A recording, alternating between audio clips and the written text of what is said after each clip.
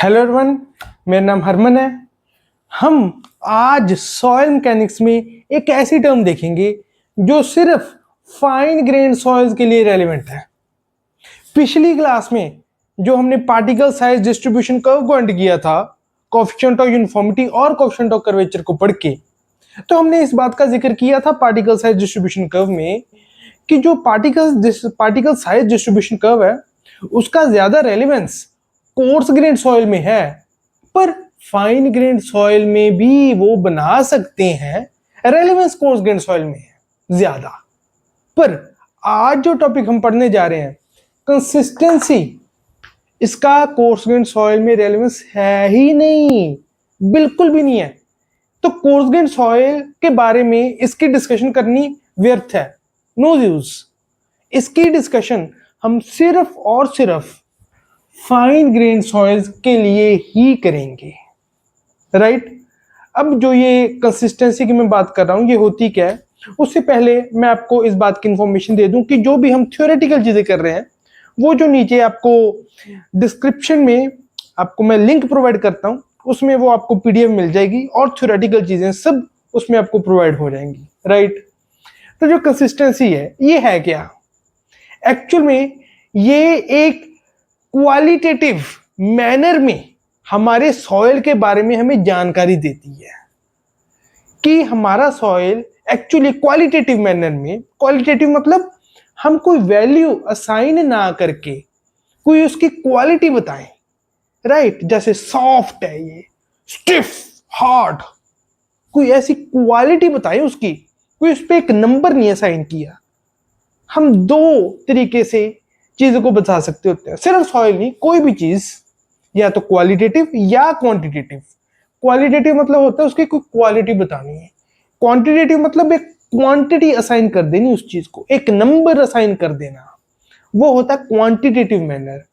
यहां पर कंसिस्टेंसी की जब हम बात करते हैं, हम एक क्वालिटेटिव मैनर में बात करते हैं, राइट। एक क्वालिटेटिव मैनर में हम हमारे सॉइल की डिग्री ऑफ फर्मनेस बताते हैं। डिग्री ऑफ फर्मनेस, कितना फर्म है हमारा सॉइल।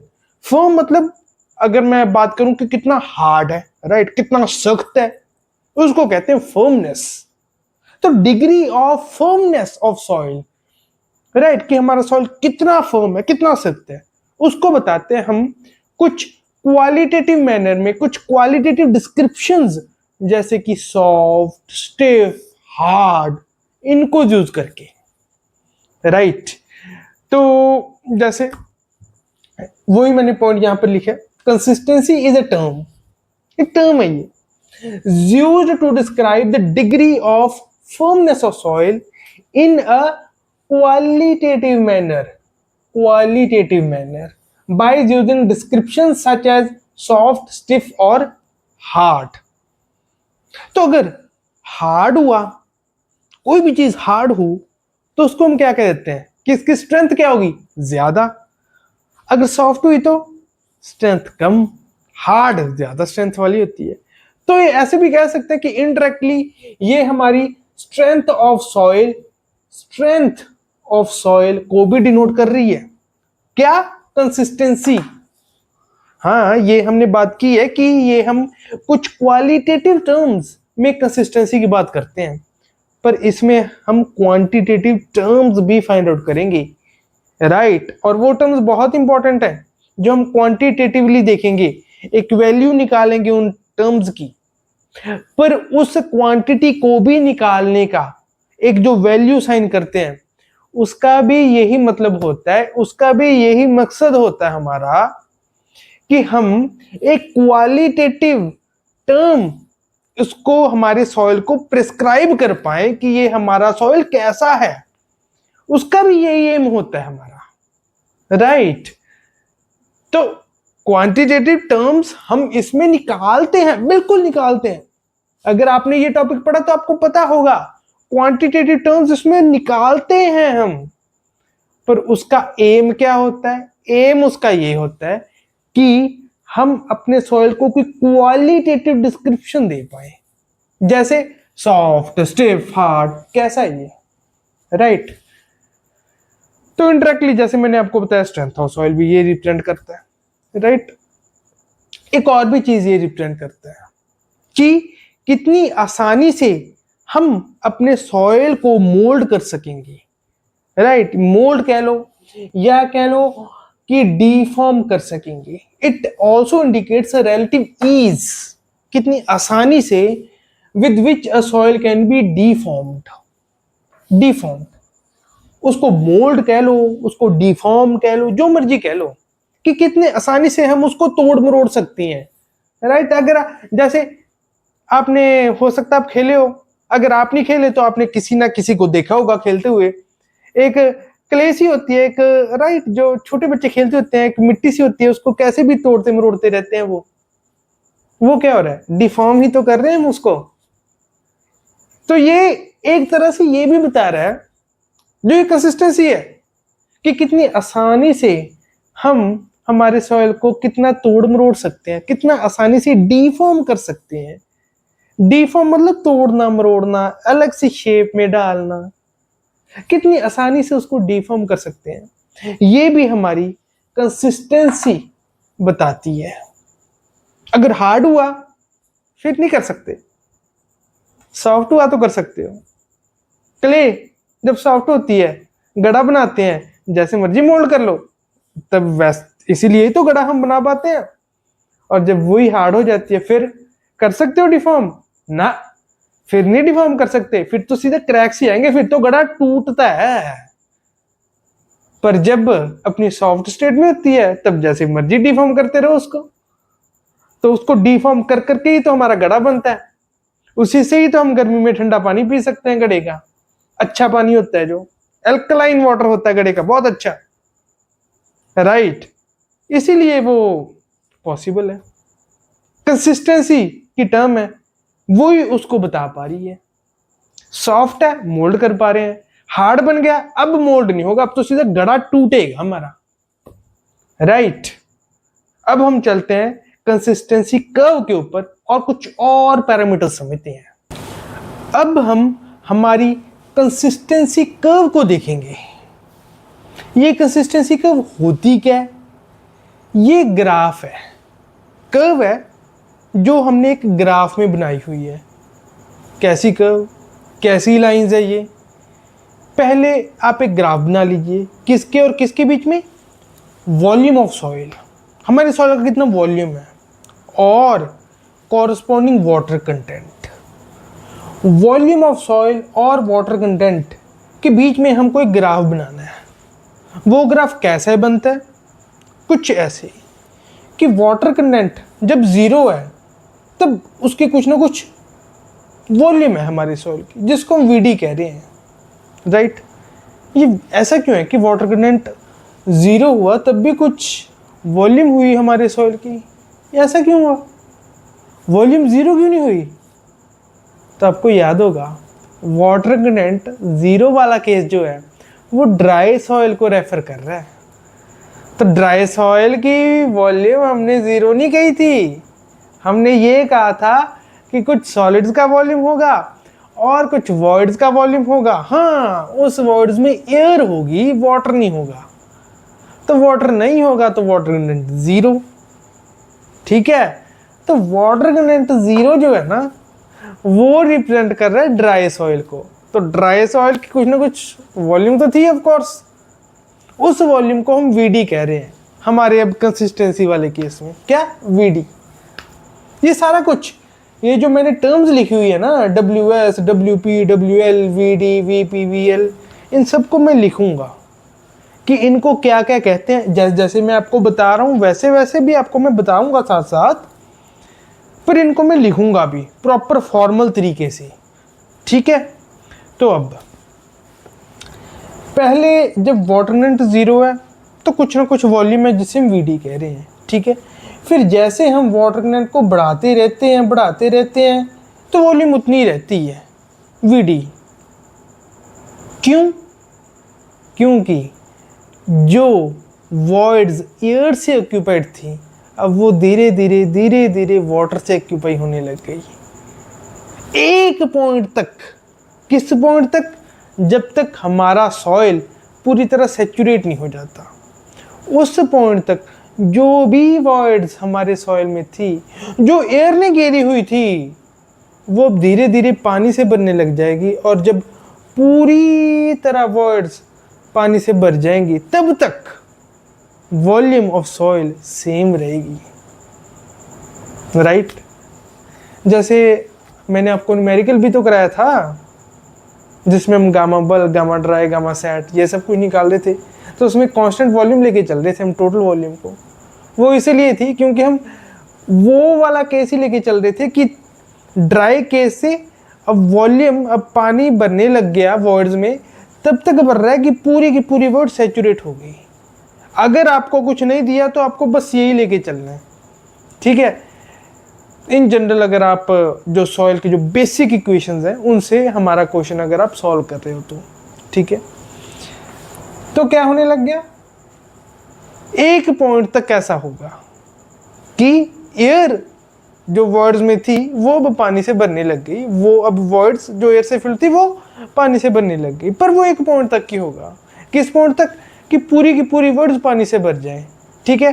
वो कब, उस स्टेज में हम हमारे सॉइल को क्या कहते हैं कि अब हमारा सॉइल एक सैचुरेटेड कंडीशन में आ गया। सैचुरेटेड कंडीशन यही तो थी कि पूरी की पूरी वॉइड्स पानी से भर जाए, all the voids are filled by water, वही तो थी हमारी सैचुरेटेड स्टेट, ठीक है। तो तब तक वॉल्यूम ऑफ सॉइल कांस्टेंट रहेगा। यहां पर S इज इक्वल टू 1 हो गया मेरा, S इज इक्वल टू 1 हो गया।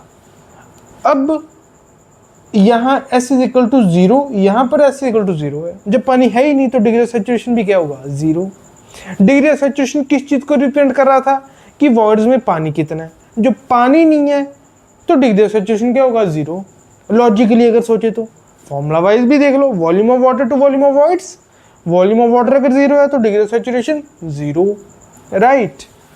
तो यहाँ तक तो कांस्टेंट वॉल्यूम हमारा सॉइल का रह रहा है, और डिग्री ऑफ सैचुरेशन यहाँ पर आके, इस पॉइंट पे आके डिग्री ऑफ सैचुरेशन 1 बन जाता है। उसके आगे क्या होता है, उसके आगे ये होता है कि अब पूरी की पूरी वर्ड्स पानी से तो भर गई। अब अगर मैं और पानी डालूंगा अपने सॉइल में तो फिर क्या होगा, सॉलिड तो नहीं है, अब वॉइड्स जो हैं उनका वॉल्यूम बढ़ने लग जाएगा। वॉइड्स का वॉल्यूम बढ़ने लग जाएगा तो टोटल वॉल्यूम, जो कि volume of solid plus volume of void है, वो भी बढ़ने लग जाएगा। वो क्यों बढ़ रहा है, क्योंकि वॉल्यूम ऑफ वॉइड बढ़ रहा है। और वॉल्यूम ऑफ वॉइड क्यों बढ़ रहा है, क्योंकि अब पानी और डाल रहे हैं, तो पानी को अपने आप में सॉइल ने समेटना है, अपने आप अपने अंदर अगर पानी को लेना है तो उसको अपनी जो पूरी वॉल्यूम है उसको एक्सपैंड करना पड़ेगा, क्योंकि उतनी ही जो उसकी वॉल्यूम थी अब वो पूरी तरह, जो सॉलिड थे वो ठीक है, वॉइड पूरी तरह भर चुके हैं पानी से। अब अगर और पानी अपने अंदर सॉइल ने लेना है तो अपनी ओवरऑल वॉल्यूम को बढ़ाना पड़ेगा, और जो ओवरऑल वॉल्यूम बढ़ जाएगी, इस बढ़ी हुई वॉल्यूम में जो वॉइड्स का वॉल्यूम बढ़ गया, उस वॉइड्स के वॉल्यूम में अब पानी आ सकता है। तो पानी को अंदर लेने के लिए सॉइल ने अपने पूरी वॉल्यूम को बढ़ा लिया, राइट।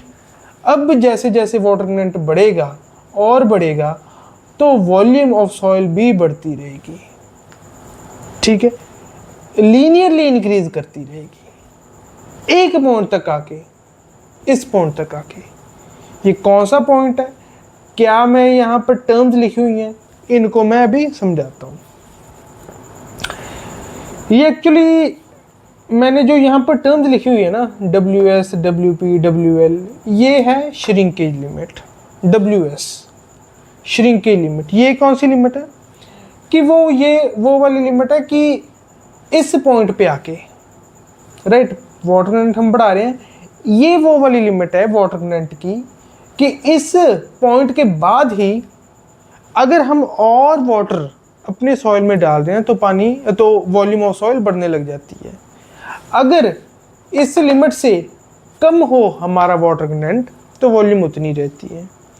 अब ये जो WP है, this is plastic limit, this WL is liquid limit, this is volume at dry state VD, volume at plastic limit, this is volume at liquid limit, ठीक है।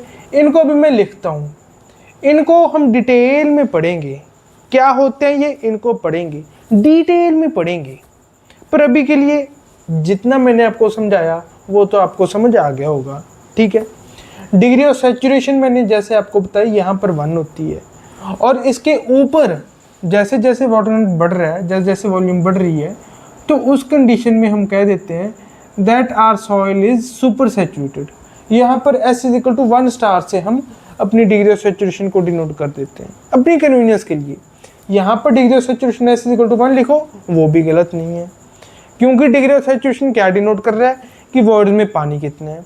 यहाँ पर भी जितनी वर्ड्स है पूरी की पूरी वाटर से फिल्ड है, यहाँ पर भी जितनी वर्ड्स हैं पूरी की पूरी वाटर से फिल्ड है, ठीक है। तो यहाँ पर भी S = 1 लिखो तो कोई फ़र्क नहीं पड़ता, पर हम अपनी कन्वीनियंस के लिए दिखाने के लिए कि ये वो वाली स्टेट है कि जहाँ पर हमारा सॉइल जस्ट सैचुरेटेड है, और ये वो वाली स्टेज है जहाँ पर सैचुरेटेड तो हो गया, अब उसके बाद भी हम पानी और डाल रहे हैं, उसको दिखाने के लिए हम S = 1 स्टार डाल देते हैं, ठीक है। इसको सैचुरेटेड और इसको सुपर सैचुरेटेड स्टेट जनरली हम कह देते हैं, ठीक है।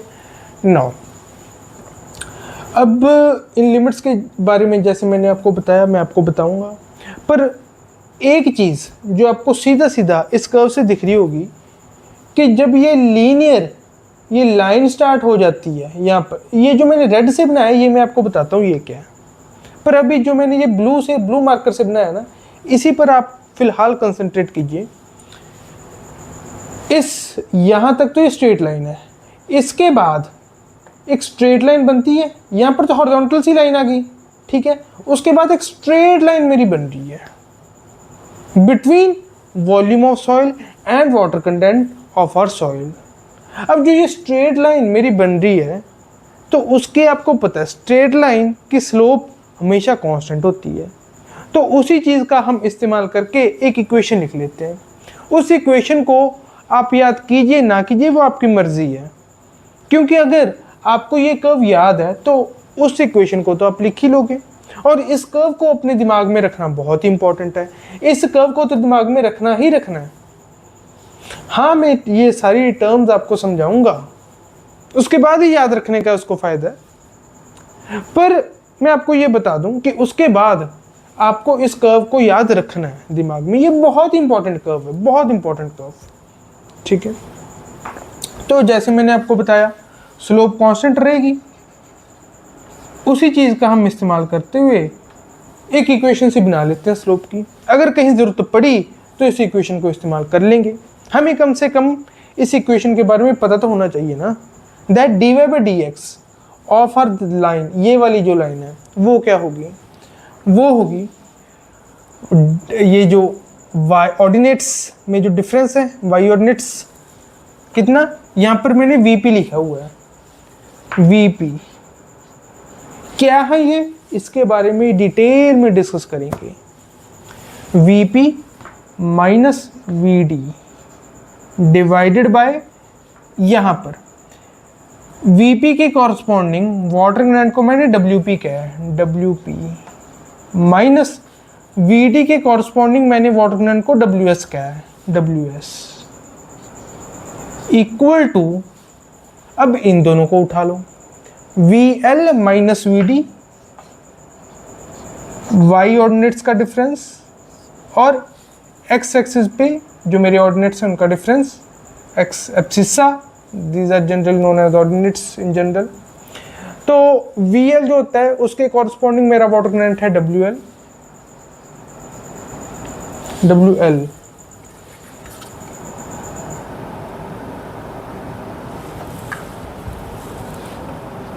माइनस, और जो यहाँ पे vd है उसके कॉरस्पॉन्डिंग हमने देख लिया ws है, ws इक्वल टू, पहले इन दोनों को उठा लिया फिर इन दोनों को उठा लिया, अब इन दोनों को उठा लेते हैं, ऊपर वाले दो को, इनको उठाएंगे तो क्या आएगा, vl minus vp divided by vl के कॉरस्पॉन्डिंग wl, vp के corresponding wp, this should come out to be constant, right.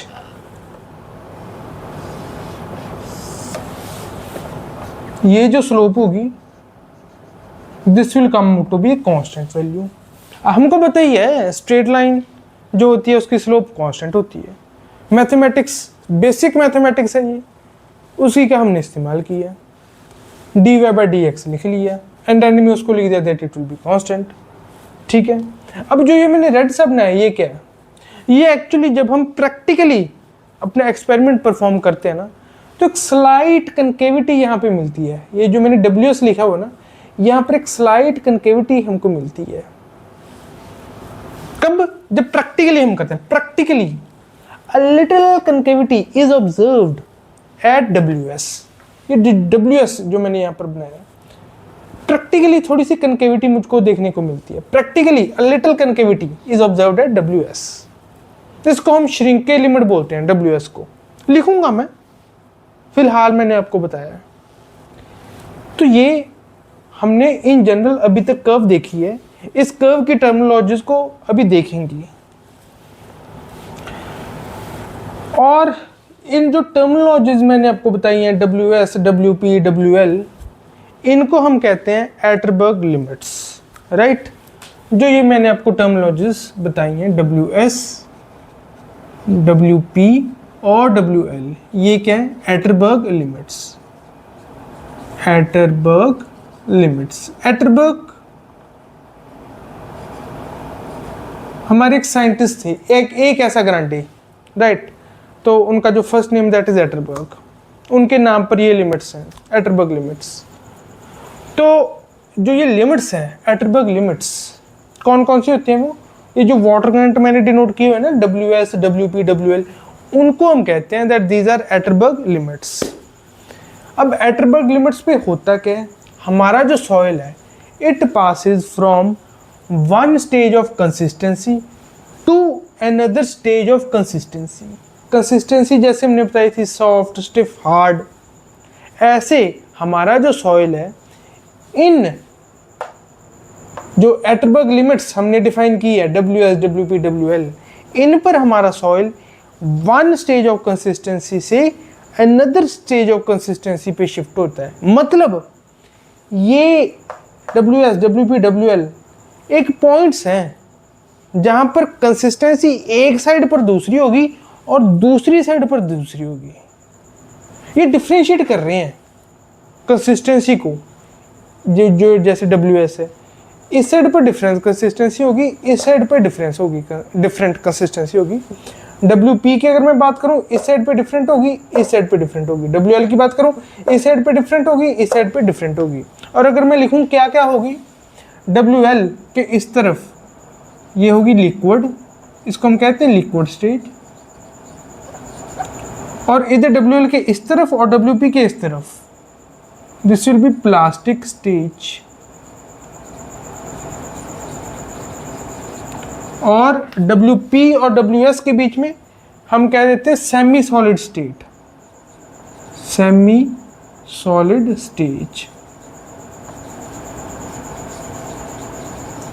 और WS से अगर कम हो then it is solid stage, solid stage, right. तो जैसे कि आप देख सकते हैं जो ये एटरबर्ग लिमिट्स हैं WS, right, these are Atterberg limits. इनको मैं ऐसे in box I should close this. अब जो ये एटरबर्ग लिमिट्स हैं WS, WP, WL, WS, WP, WL, इन पर आप देख सकते हो कि जो हमारा सॉइल है एक स्टेज ऑफ कंसिस्टेंसी से दूसरी स्टेज ऑफ कंसिस्टेंसी में जंप कर जाता है।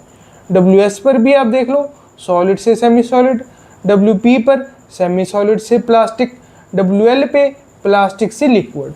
अगर मैं वाटर करंट बढ़ा रहा हूँ, अगर कम करूँ तो लिक्विड से प्लास्टिक, WL पे, WP पे प्लास्टिक से सेमी सॉलिड, और WS पे सेमी सॉलिड से सॉलिड स्टेज में। ठीक है, तो जैसे ये हमने ये लिखा है at Atterberg limits soil passes from one stage of consistency to another stage of consistency. अब जो ये हमने लिमिट्स बताइए मैंने, राइट। ये दी किन्होंने थी? जैसे मैंने आपको बताया, जो हमारे साइंटिस्ट थे, ए कैसाग्रांडे, उनके नाम पर ही हमने लिमिट्स का नाम रखा है, उन्होंने ये दी थी, A Casagrande. These limits are given by A Casagrande and standardised testing procedures for finding these limits are also given by him. कि हम इन लिमिट्स को कैसे फाइंड आउट करें, किन किन इंस्ट्रूमेंट्स का इस्तेमाल करके हम इन लिमिट्स को फाइंड आउट करें, वो भी इन्होंने दिया था, ए कैसाग्रांडे ने। वो हम आगे धीरे धीरे जैसे जैसे आगे बढ़ेंगे इन सभी लिमिट्स को, WS, WP, WL तीनों को कैसे निकालते हैं, एक स्टैंडर्डाइज प्रोसीजर है हमारे पास, उस प्रोसीजर से कैसे निकालते हैं ये हम देखेंगे, और वो प्रोसीजर इंपॉर्टेंट है, राइट। और राइट, ये जैसे मैंने आपको अभी जिस्ट दे दी कि हमारा जो सॉइल है, जो कंसिस्टेंसी कर्व है, कैसी होती है। अब जैसे मैंने आपको बताया था, WS, WP, WL, VD, VP, VL, इनको क्या कहते हैं, इन टर्मिनोलॉजीज को आपको मैं इंट्रोड्यूस अब कराता हूँ। अब जैसे मैंने आपको बताया था, मैं इन टर्मिनोलॉजीज को एक्सप्लेन करूँगा, बताऊँगा कि कौन कौन सी टर्मिनोलॉजीज का क्या क्या नाम है। तो ये देखिए, ये जो मैंने यहाँ पे WS लिखा है, इसका नाम होता है श्रिंकेज लिमिट। जो मैंने यहाँ पे WP लिखा है, इसका नाम होता है प्लास्टिक लिमिट। ये वाटर कंटेंट की बात कर रहे हैं हम, उस वाटर कंटेंट को, इस वाटर कंटेंट को, WS को हम श्रिंकेज लिमिट का नाम देते हैं। इस WP के वाटर कंटेंट को हम प्लास्टिक लिमिट का नाम देते हैं। इस WL के वाटर कंटेंट को हम लिक्विड लिमिट का नाम देते हैं। और कॉरस्पॉन्डिंगली जो WS की कॉरस्पॉन्डिंग वॉल्यूम है, VD, that is dry volume. ये भी कह सकते हैं वॉल्यूम एट श्रिंकेज लिमिट, एक ही होगी वो, ठीक है, क्योंकि वॉल्यूम सेम ही रह रही है। कब तक? जब तक हम वाटर कंटेंट को 0 से WS तक बढ़ा रही हैं, उसके बाद बढ़नी शुरू हो रही है। और VP क्या है? WP के कॉरस्पॉन्डिंग प्लास्टिक लिमिट की कॉरस्पॉन्डिंग जो वॉल्यूम है, दैट इज VP। तो VP क्या है? Volume at plastic limit. और VL क्या है? WL के corresponding. VL is volume at liquid limit. Liquid limit के कॉरस्पॉन्डिंग जो वॉल्यूम है, that is volume at liquid limit. और लिक्विड लिमिट के बाद हम अपनी कर्व को एक्सटेंड नहीं करते। तो कुछ बुक्स में इसको एक्सटेंड किया होता है लिक्विड लिमिट के बियॉन्ड, वो बेवकूफ़ी है, राइट। जो थोड़ा सा समझदारी से कर्व को बनाएगा, थोड़ा सोच के बनाएगा, थोड़ी रिसर्च करके बनाएगा, वो इस चीज़ को समझेगा कि लिक्विड लिमिट के बियॉन्ड हम अपनी कर्व को एक्सटेंड नहीं कर सकते। वो जैसे जैसे मैं आपको लिक्विड लिमिट समझाऊंगा, हम आगे पढ़ेंगे, तो आपको भी समझ आ जाएगा कि उसके बियॉन्ड जाने में तो कोई समझदारी वाली बात है नहीं, ठीक है।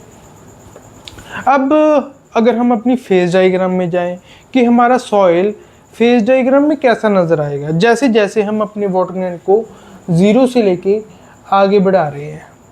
तो अगर मैं बात करूं एट डिग्री ऑफ सैचुरेशन 0 या वाटर कंटेंट इक्वल टू 0 पे, कुछ ऐसी कंडीशन होगी, वाटर कंटेंट 0, सॉलिड्स हैं और बाकी की पूरी voids are filled by air, ठीक है।